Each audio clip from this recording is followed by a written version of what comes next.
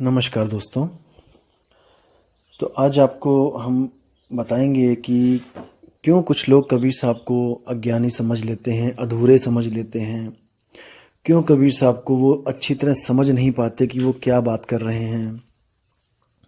बाणियाँ उनकी ही लेंगे, अपना जो उल्लू सीधा करना जिसको कहते हैं कि अपनी बात मनवाने के लिए प्रमाणित उनकी ही बाणियाँ लेंगे कि देखो कबीर साहब भी कह रहे हैं।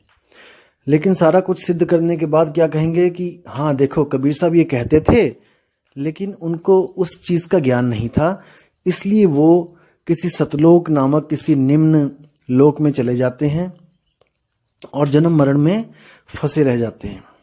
अब विचार करना दोस्तों, आपने देखा होगा कि कोई एक टीचर होता है जो पीएचडी करके आता है स्कूल में, और उसको पूरे स्कूल में हर क्लास के बच्चों को पढ़ाना होता है। वो 10वीं वालों को भी पढ़ाता है, अगला पीरियड जैसे होता है वो 12वीं वालों की कक्षा में जाता है, उसके बाद वो बीएससी वालों को भी पढ़ाता है। तो अलग अलग कक्षाओं में जाके वो अलग अलग बच्चों को ज्ञान देता है, ज्ञान समझाता है, लेकिन उसके ज्ञान में कोई कमी नहीं होती। वो पीएचडी कर चुका है।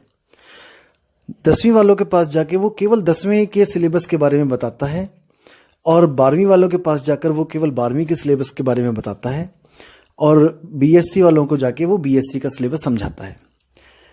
तो अगर कोई कहे कि देखो उनकी वाणियों में उनके जो ज्ञान वो देते हैं, देखो 10वीं का ज्ञान है, उसमें 10वीं क्लास के बच्चों वाली बातें कर रहे हैं, तो वो बंदा उनको समझ नहीं पा रहा है। वो सोच रहा है कि वो केवल 10वीं तक की बात कर रहे हैं, इसलिए वो 10वीं में ही होंगे, शायद उनके पास 10वीं का ही ज्ञान है।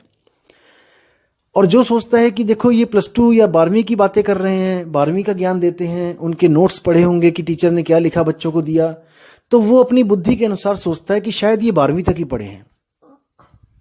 और जो बीएससी वाले हैं, वो उनके बारे में जब कोई पूछता है कि आपके टीचर कौन है, तो वो कहते हैं कि हमारे टीचर ये हैं और उनके ये नोट्स हैं। तो वो देखता है कि ये केवल बीएससी की पढ़ाई पढ़ा रहे हैं। हालांकि आपको भी पता है कि जो टीचर होता है वो पूर्ण होता है, और वो हर बच्चे को उसी के लेवल की बुद्धि के अनुसार पढ़ाता है। अगर कोई टीचर फर्स्ट क्लास के बच्चे को जाके 10वीं क्लास की पढ़ाई कराने लग जाए, तो वो आपको भी पता है कि वो समझ नहीं सकता। इन महाशय के साथ भी कुछ ऐसा ही अनहोनी घटना हो गई है, जो ये समझ नहीं पा रहे हैं कि कबीर साहब किसकी बात कर रहे हैं, कहाँ की बात कर रहे हैं। क्योंकि देखो धर्मदास की जो बुद्धि थी वो कहाँ तक काम करती थी। धर्मदास मूर्ति पूजा करते थे। आपको भी पता है कि धर्मदास और उनकी पत्नी